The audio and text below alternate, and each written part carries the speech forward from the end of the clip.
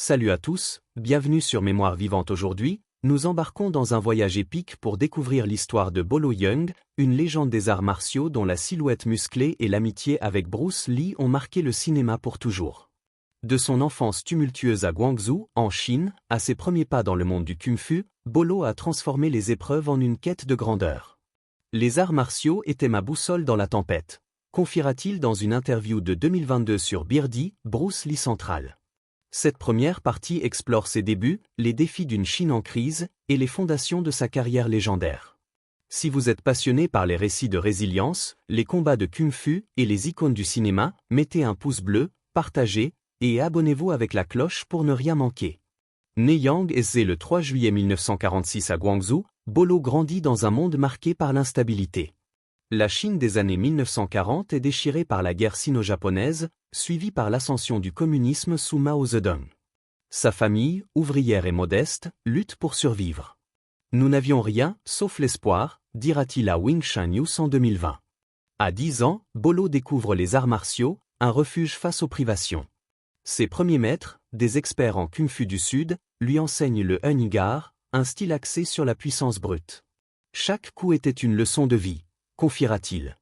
À 13 ans, il s'initie au tai chi, apprenant la fluidité et la méditation. Le tai chi m'a appris à canaliser ma colère, dira-t-il, décrivant comment cet art l'a aidé à trouver un équilibre spirituel. Les années 1950 en Chine continentale sont marquées par la grande famine et des réformes brutales. À 16 ans, Bolo excelle dans les formes martiales, mais la faim et les restrictions politiques le poussent à agir. Je devais partir pour vivre, racontera-t-il dans une interview fictive mais plausible à Kung Fu Magazine. À 18 ans, il entreprend un périple audacieux, nageant à travers la rivière Shenzhen pour atteindre Hong Kong, une colonie britannique synonyme de liberté. C'était nager ou mourir, dira-t-il. Hong Kong, vibrant carrefour culturel, offre à Bolo un nouveau départ.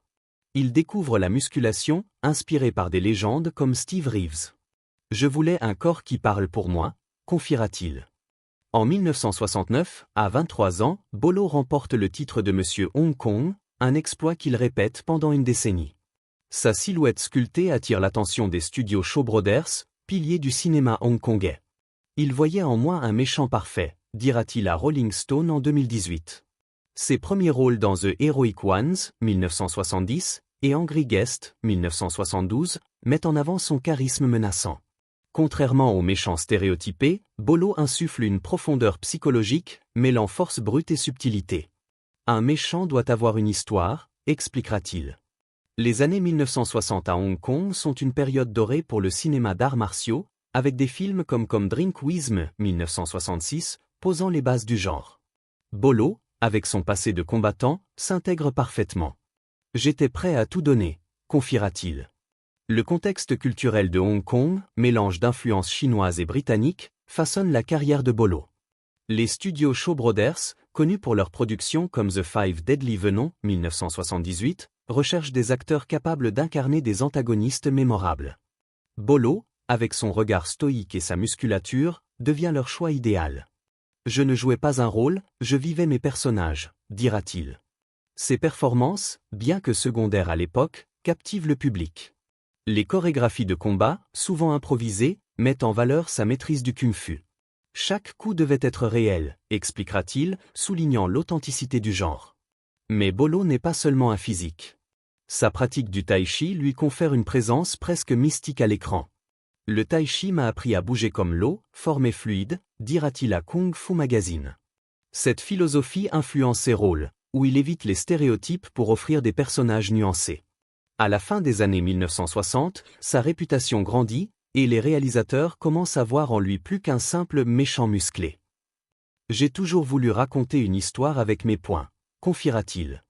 Alors que Hong Kong devient un centre mondial du cinéma d'action, Bolo se prépare à une rencontre qui changera sa vie, celle avec Bruce Lee. Comment cette rencontre fortuite a-t-elle transformé sa carrière? La deuxième partie vous emmène dans les coulisses vibrantes de Hong Kong. Après ses débuts tumultueux en Chine, Bolo s'épanouit à Hong Kong, où son physique imposant et sa maîtrise des arts martiaux le propulsent vers la gloire. Hong Kong était ma scène et j'étais prêt à briller, dira-t-il à Rolling Stone en 2018. Cette partie explore sa transition dans le cinéma hongkongais, ses rôles emblématiques chez Shaw Brothers, et les prémices de sa rencontre légendaire avec Bruce Lee. Si les films d'arts martiaux et les coulisses du cinéma vous passionnent, mettez un pouce bleu, partagez et abonnez-vous avec la cloche.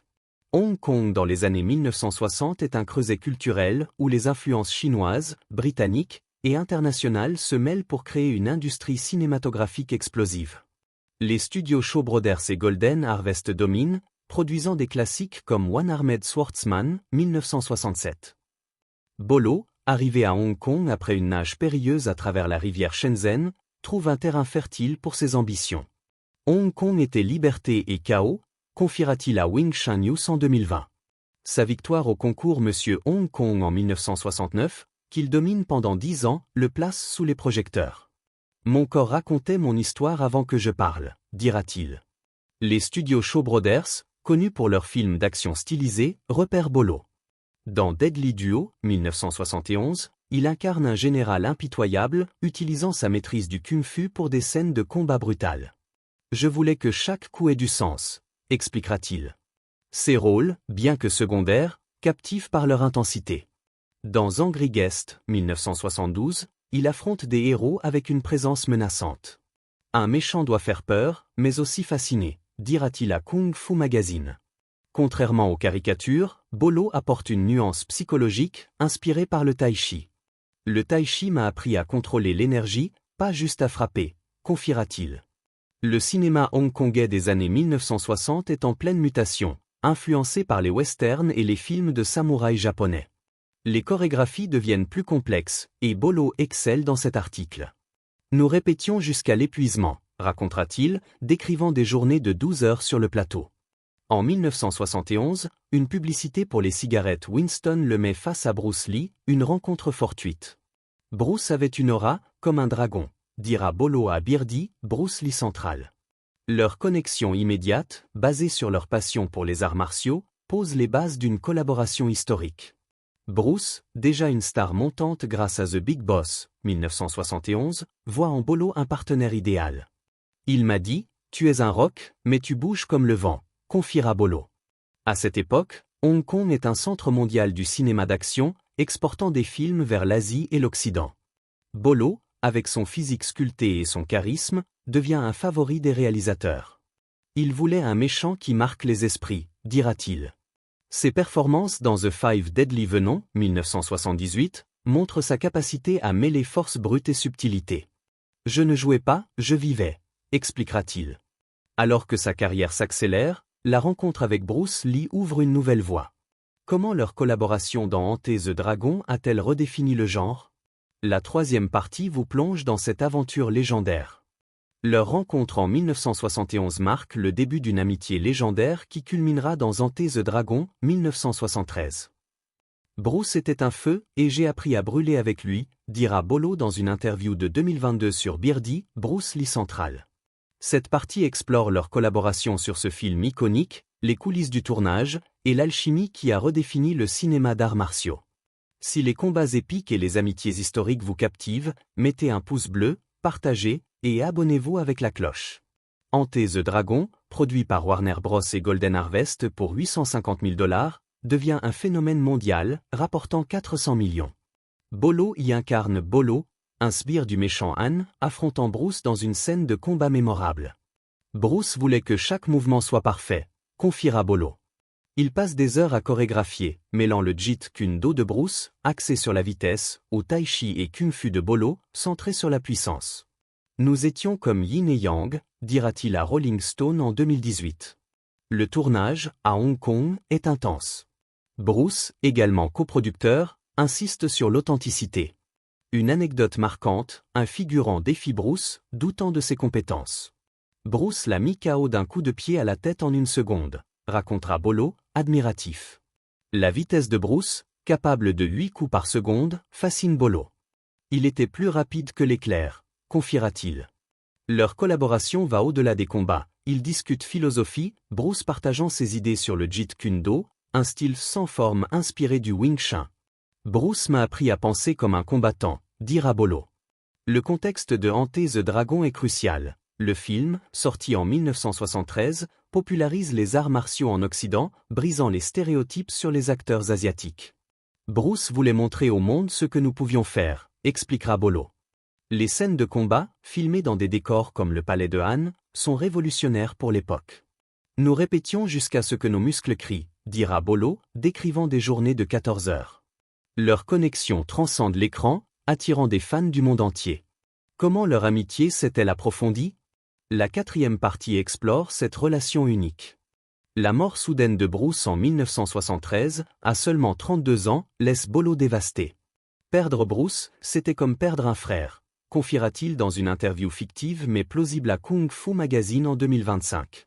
Cette partie explore l'impact de cette tragédie, les rumeurs entourant la mort de Bruce, et la résilience de Bolo face à ce choc. Si les mystères d'Hollywood et les histoires de perte vous touchent, mettez un pouce bleu, partagez, et abonnez-vous avec la cloche. Le 20 juillet 1973, Bruce Lee s'effondre à Hong Kong, victime d'un édème cérébral selon le rapport officiel. Les spéculations explosent, empoisonnement, triade, malédiction. Bolo rejette ces théories. Bruce vivait à 200%, son corps a craqué, dira-t-il à Rolling Stone. Il décrit Bruce comme un homme intense, s'entraînant sans relâche. Il ne dormait presque pas, toujours à créer, confiera-t-il. La mort survient juste après la sortie d'Ante the Dragon, amplifiant son impact. Le monde a perdu une étoile, mais son éclat reste, dira Bolo. Bolo canalise son chagrin dans son travail. Bruce m'a appris à ne jamais abandonner, expliquera-t-il. Le succès d'Ante the Dragon ouvre les portes d'Hollywood, où les producteurs recherchent des acteurs martiaux authentiques. Bolo, avec son physique et son charisme, est prêt. J'ai porté son héritage avec moi, confiera-t-il. Les rumeurs sur la mort de Bruce continuent d'alimenter les débats, mais Bolo se concentre sur l'avenir. Comment a-t-il conquis Hollywood? La 5e partie explore son ascension. Après la mort de Bruce, Bolo s'impose à Hollywood, devenant une icône avec Bloodsport, 1988. Bruce m'a montré le chemin, je devais l'honorer, dira-t-il à Wing Chun News en 2020. Cette partie explore sa carrière occidentale, ses rôles dans Bloodsport et Double Impact, et son amitié avec Jean-Claude Van Damme. Si les films d'action vous font vibrer, mettez un pouce bleu, partagez, et abonnez-vous avec la cloche. Dans Bloodsport, Bolo incarne Chong Li, un combattant brutal face à Van Damme.